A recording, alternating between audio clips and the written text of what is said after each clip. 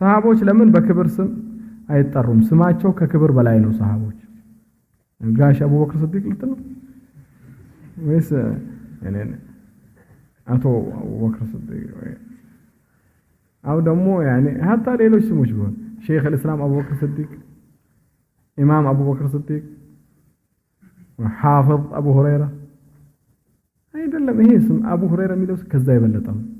ይሄ ለቀም የሚያስፈልገው ከዛ በታች ላለው። ስለዚህ ወቂ ወለ ትልቅ ከሆንክ ቅጽል ስም አያስፈልግህም። ትልቅ ከሆንክ ስምህ ብቻ።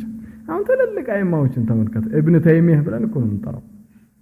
ሌላ ነው ስሙ አይጠራም። ዳሽ ዳሽ አይባልም እኮ ላኪን ትልቅ ነው፣ ዓለም ነው። ያኔ طيب ነብዩላህ ሱለይማን አይደል ምንለው? ሙሳ እንላለን፣ ኢሳ፣ ኢብራሂም ብለን በአንድ አፍ ነው የምንጠራው ኢብራሂም። ይሄ የሚያሳየው እነዚህ ትልልቆቹ በትልቅነቱ ሲታወቅ ትልቅነቱ ከዚህ ከቅጽል ስሙ የበለጠ ነው።